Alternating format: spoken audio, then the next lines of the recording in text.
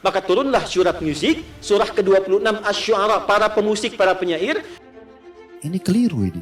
Dalam bahasa Arab juga sudah jelas perbedaan mana penyair, mana penyanyi. Uwa itu udah gagal memahami ayat, gagal menafsirkan kalamullah. Beliau mengatakan surat Asy-Syu'ara sebagai surat pemusik atau surat musik. Na'udzubillah. Baru-baru ini dihebohkan dengan sebuah video Ustadz Adi Hidayat mengenai pernyataan halal haramnya musik. Video potongan singkat uah tersebut semakin beredar luas di media sosial. Sampai-sampai ada di antaranya seperti Ustadz Salafi dan Wahabi mengecam keras atas adanya pernyataan Ustadz Adi Hidayat mengenai surah pemusik.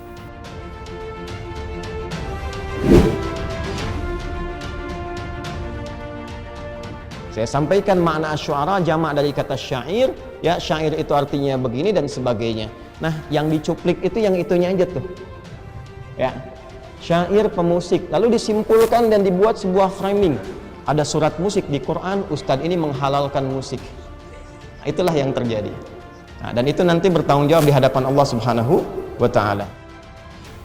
Video potongan Ustadz Adi Hidayat yang beredar viral tersebut, sebenarnya video itu sudah sangat lama. Namun ada sebagian Ustadz dan Wahabi membuat kontroversi baru-baru ini.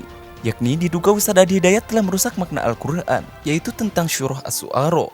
Perbedaan pendapat tersebut pun kini semakin panas di media sosial. Yang paling dikhawatirkan dari konflik ini membuat perpecahan bagi umat Islam. Maka dari itu, wajib kita semua ketahui dan mendalami dengan cermat apa yang sebenarnya terjadi. Berikut simak video ini sampai habis supaya tidak terjadi gagal paham. Mengenai video potongan Ustadz Adi Hidayat yang viral tersebut, ternyata video itu sudah sangat cukup lama. Namun ada sebagian kelompok entah siapa yang awal mula membuat potongan video tersebut menjadi kontroversi. Di video itu Ustadz Adi Hidayat dinilai salah menafsirkan surah Asy-Syu'ara. Surah tersebut diyakini sebagai surah Al-Quran bagi para penyair atau pemusik. Yang dimaksud Ustadz Adi Hidayat adalah musik Islami. Sebenarnya ini bukan soal berbeda pendapat, melainkan perbedaan dalam mengartikan bahasa dari makna penyair ke musik. Beliau mengartikan, atau lebih tepatnya mengumpamakan bahasa penyair adalah pemusik, bukan mengganti nama makna penyair dalam Al-Quran. Nah, perlu kita catat, itu hanyalah sebuah bahasa perumpamaan, yaitu dalam menjelaskan. Itu poin penting yang harus kita pahami dulu. Tak hanya itu, perumpamaan tersebut pun semakin dibuat perbedaan pendapat dan seolah-olah adanya itu membuat mereka menduga Ustadz Adi Hidayat menghalalkan musik. Adanya berbagai kecaman tersebut, Ustadz Adi Hidayat pun angkat bicara dengan tegas dirinya membantah tudingan sesat tersebut yang seolah-olah dirinya menghalalkan musik dan kesalahpahaman dalam mengartikan tentang surah syair atau surah penyair.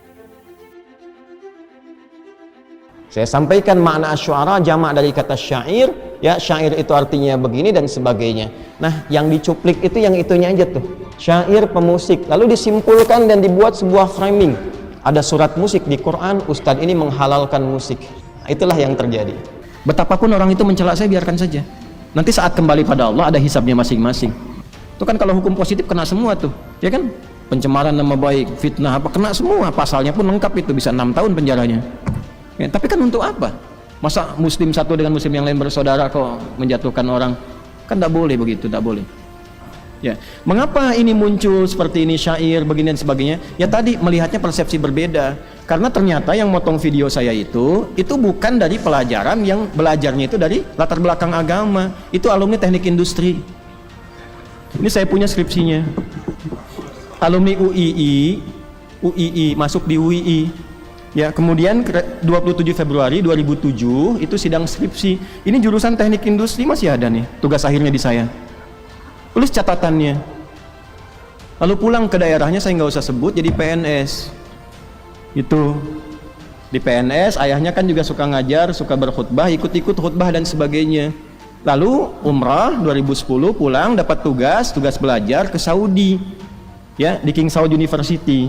Nah, di King Saud ini bukan jurusan agama, engineering juga.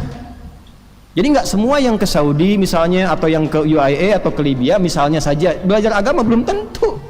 Nah, sekarang kita menyampaikan ini kemudian disoal yang nyoal kita alumni teknik industri, kan nggak nyambung. Nah, ini kan problem. Tapi kan jadi ustadz. Nah, itulah hasilnya gitu. Ini masalah. Saya tuh membahas bukan karena ini siapa, kasihan masyarakat tuh, terutama yang hijrah pengen belajar, ketemunya yang begini kan jadi masalah gitu.